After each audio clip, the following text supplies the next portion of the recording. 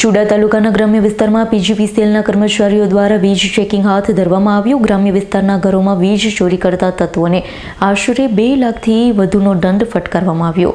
પ્રાથમિક માહિતી મુજબ પીજીવીસીએલ કચેરી લીંબડી રૂરલ કચેરીના ડેપ્યુટી ઇજનેર એમ સુતરિયાના માર્ગદર્શન, એક્ઝિક્યુટિવ ઇજનેર જયંત ચૌધરીની સૂચનાથી ચુડા નાયબ કાર્યપાલક ઇજનેર ડી.એચ. ચોટલિયા સહિતની ટાઈમ દ્વારા પોલીસને સાથે રાખી ચુસ્ત બંદોબસ્ત વચ્ચે ચુડા તાલુકાના છલાડા, બલાડા સહિતના ગ્રામ્ય વિસ્તારોમાં વીજ દરોડા કરાયા છે। 50 જેટલા કનેક્શનની ચકાસણી કરવામાં આવી। 17 જેટલા વીજ કનેક્શનમાં ગેરરીતિ સામે આવી છે। આથી વીજ ચોરી કરનારાઓને આશરે ₹2 લાખનો વીજ દંડ ફટકારવામાં આવ્યો છે। ચુડા તાલુકાના ગ્રામ્ય વિસ્તારોમાં અચાનક વીજ ચેકિંગના દરોડા થતા વીજ ચોરી કરતા તત્વોમાં ફફડાટ વ્યાપી જવા પામ્યો। દીપક સેવાગેલાનો રિપોર્ટ, S9 ન્યૂઝ, લીંબડી। અમારી તમામ માહિતીથી અપડેટ રહેવા માટે જોડાયેલા રહો S9 ન્યૂઝ સાથે।